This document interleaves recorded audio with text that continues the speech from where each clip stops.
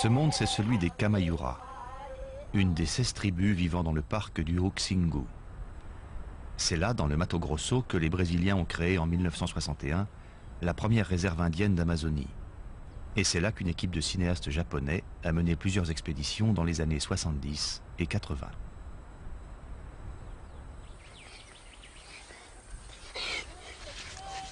Les Kamayura avaient su préserver jusqu'alors l'essentiel de leur tradition culturelle et célébraient toujours les cérémonies ancestrales, telle la fête Yamurikuma, la seule qui accorde aux femmes une place éminente.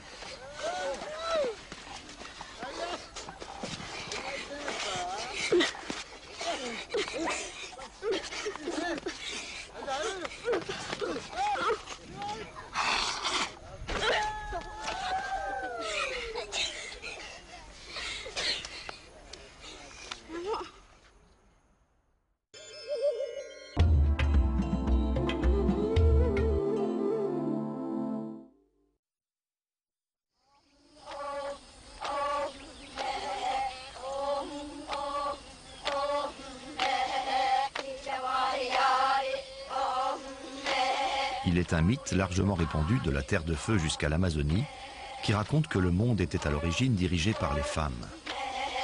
Ce mythe, les Kamayura le célèbrent une fois par an. Et les femmes retrouvent pendant quelques semaines les prérogatives perdues il y a si longtemps. Ça ne les dispense pas cependant de continuer à travailler comme à l'accoutumée. Et tous les matins, à l'aube, elles sont dans les plantations de manioc, la plante vivrière de base des populations du Xingu.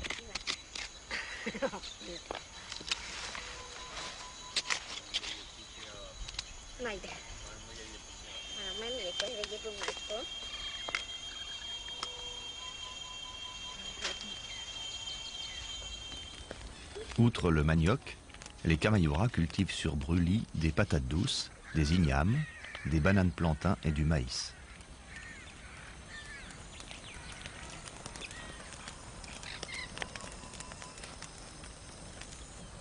Les champs cultivés se trouvant de l'autre côté du lac au bord duquel est installé le village, c'est en pirogue que les femmes rapportent la récolte de la journée.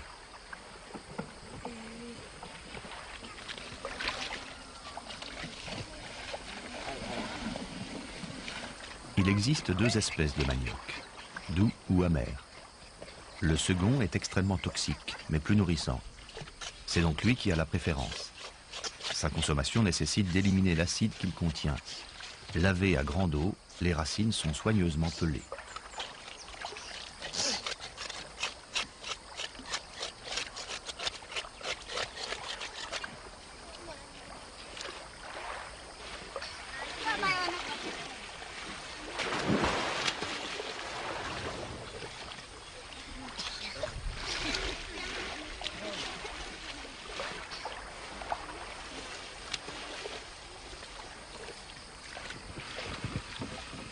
C'est essentiellement sur les femmes que repose l'économie du village. Alors que les hommes se consacrent à la chasse, aux querelles tribales ou à l'organisation des rituels, c'est à elles qu'incombe la tâche de subvenir aux besoins quotidiens. Ce sont elles également qui élèvent les enfants jusqu'à ce qu'ils aient 5 ou 6 ans. Et dès leur plus jeune âge, les filles travaillent aux côtés de leur mère.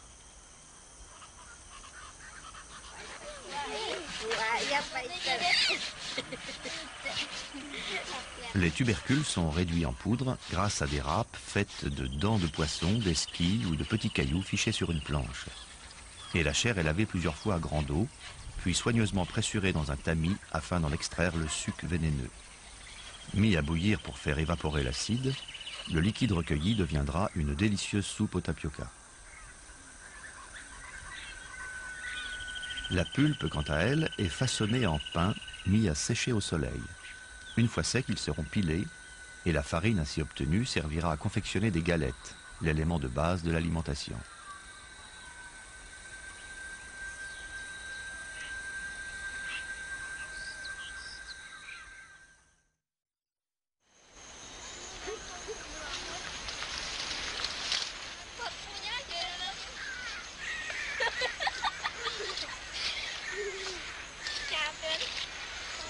Quand les femmes ne sont pas occupées à récolter ou à préparer le manioc, elles vont dans la forêt ramasser du coton sauvage.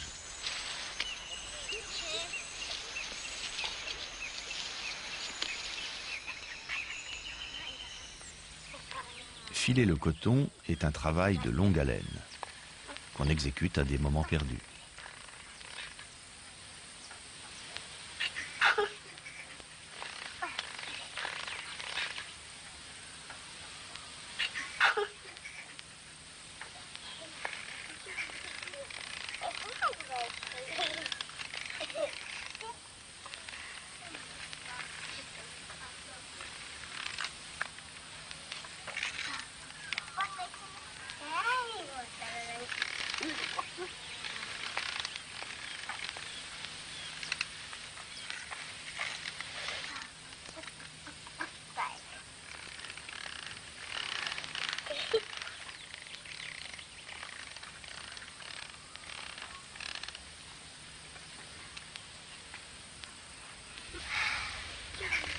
Les tribus d'Amazonie vivent nues. Si le coton est filé, ce n'est donc pas pour faire des vêtements, mais pour tisser soit les ceintures dont les hommes se parent pendant les fêtes, soit les bandes qui protègent leurs genoux durant les compétitions de lutte. Et aussi, bien sûr, pour confectionner les hamacs, l'élément essentiel, si ce n'est unique, du mobilier des Indiens, la couche idéale dans la forêt équatoriale.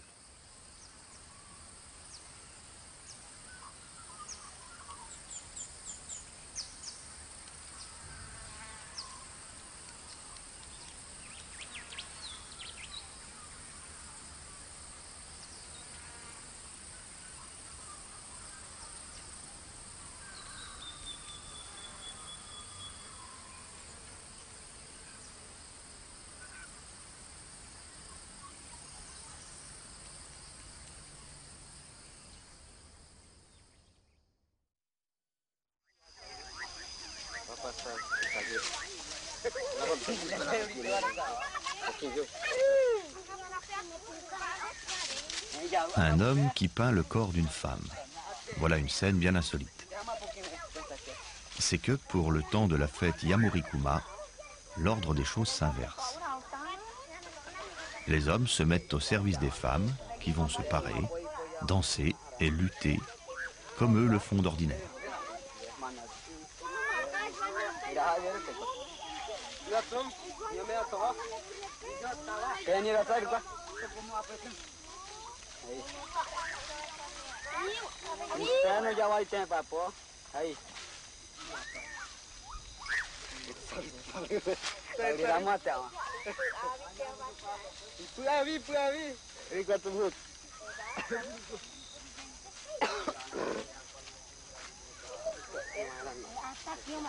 Peinture noire tirée des fruits du génipa, peinture rouge, des graines de roucou. À défaut de s'habiller, les Kamayuras, comme tous les Indiens d'Amazonie, se partent avec un luxe et une fantaisie extraordinaires. Ils y consacrent d'ailleurs beaucoup de temps.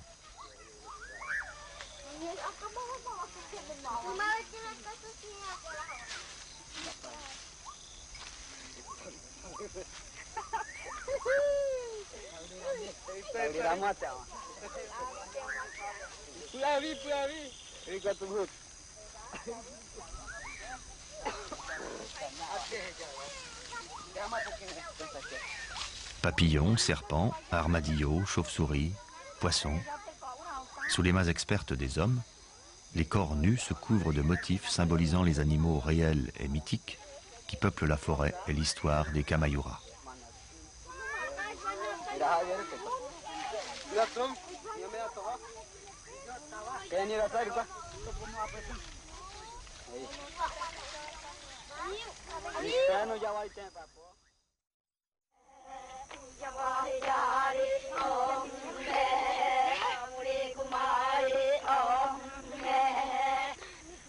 Il y a très longtemps, les hommes étaient partis pêcher. Ils tardèrent à rentrer et se transformèrent en animaux.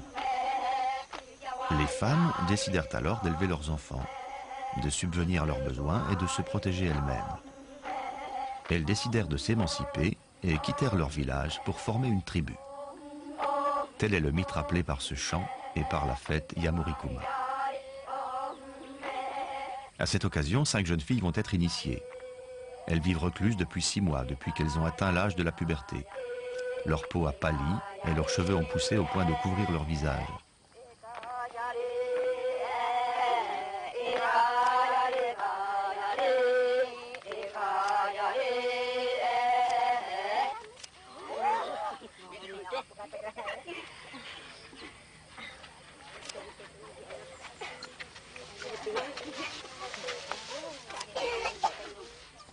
Cette frange que l'on coupe est le signe que la fillette est devenue une femme et qu'elle peut désormais se marier.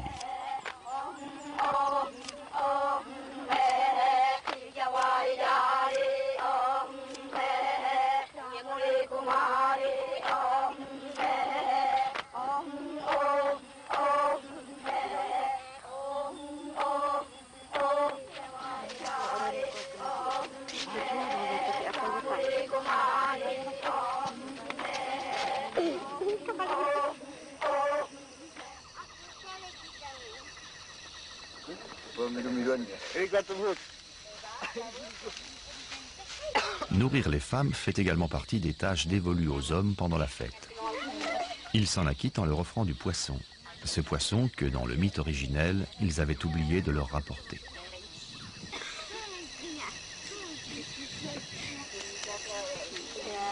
Une fois n'est pas coutume, les femmes feront la loi au village durant les 4 semaines que dure la cérémonie.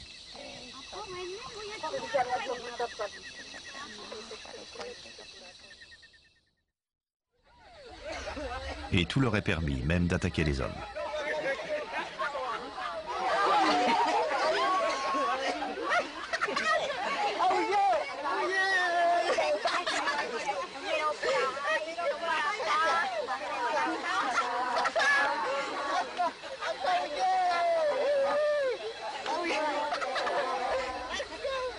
Étrange attaque d'ailleurs que celle-là, où il ne s'agit ni de blesser ni de tuer, mais de chatouiller les victimes des pieds à la tête. N'importe quel homme peut en être la cible. Il n'existe aucune règle qui gouverne ces ébats, si ce n'est qu'un homme ne doit jamais résister ou user de sa force contre les chatouillis féminins.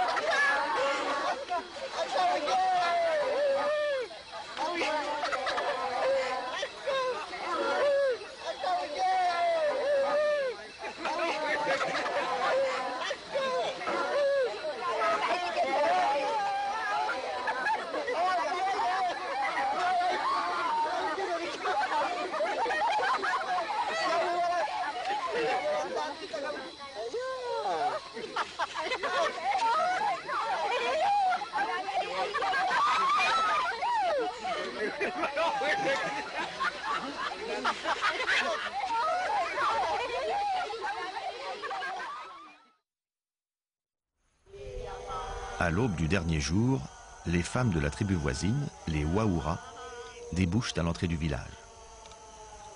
Elles ont été invitées pour ce qui sera l'apogée de la fête, une épreuve de lutte avec les femmes Kamayura.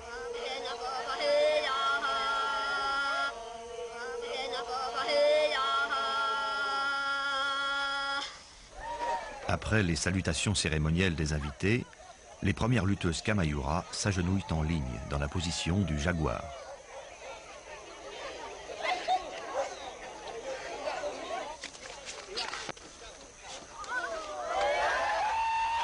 L'affrontement est bref, ardent, mais jamais hargneux. La gagnante est celle qui renverse son adversaire et lui fait toucher le sol des épaules.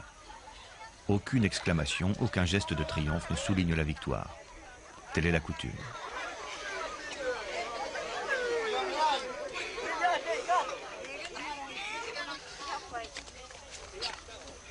Les affrontements peuvent se succéder pendant plusieurs heures, car toutes les femmes doivent y participer.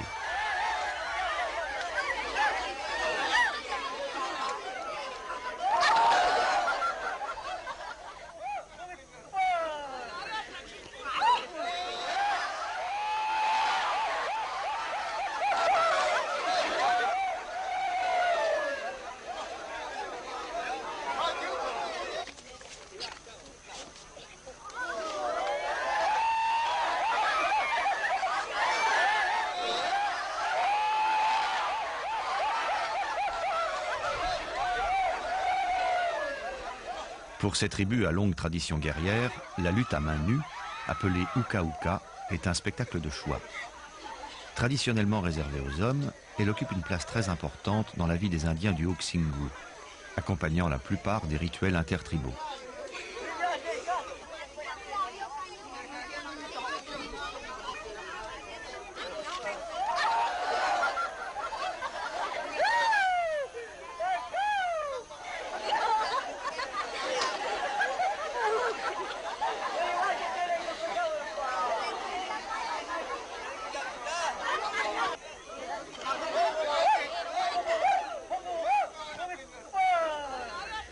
Malgré les rires et la bonne humeur générale, ces combats n'ont rien d'un jeu.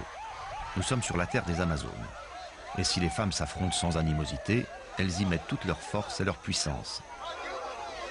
Ces femmes se battent pour l'honneur de leur tribu. La victoire finale reviendra à l'équipe qui aura gagné le plus grand nombre de combats.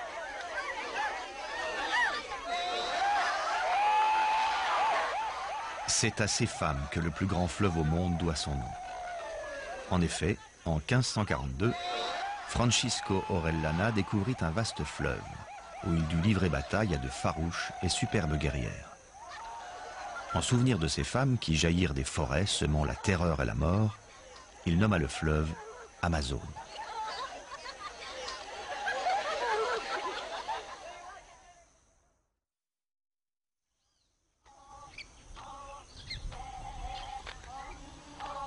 Après la lutte, vient le temps de la danse, rythmée par le chant Iyamurikuma.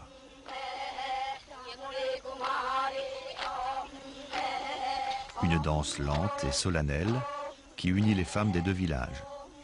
Car ces grands rituels célébrés en commun sont avant tout l'occasion de renforcer les alliances intertribales.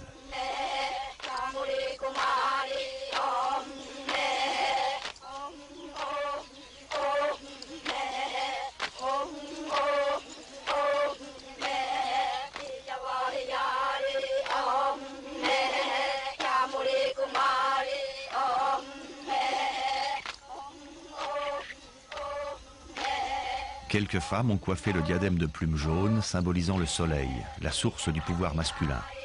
L'astre qui, dans le mythe des Kamayura, aida les hommes à reconquérir leur place. Des hommes dont le rôle aujourd'hui se borne à celui de spectateurs.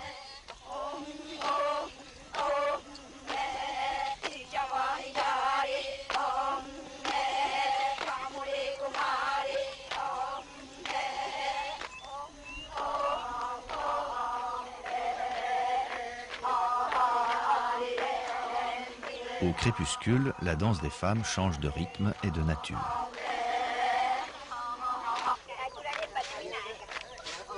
Elles vont s'approcher par petits groupes et encercler les guerriers bien tranquillement assis autour de la maison des hommes et faisant mine de se reposer, de bavarder ou de fumer.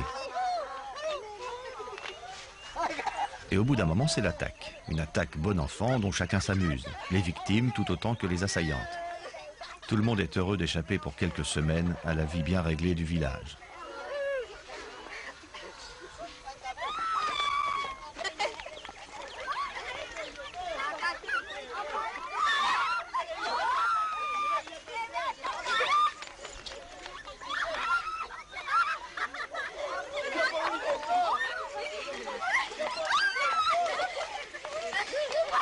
Ces chatouillis sont loin d'être un jeu. Comme les autres phases de la cérémonie, ils servent à mettre en scène la révolte ritualisée des femmes contre les prérogatives masculines. La célébration du temps où les femmes régnaient.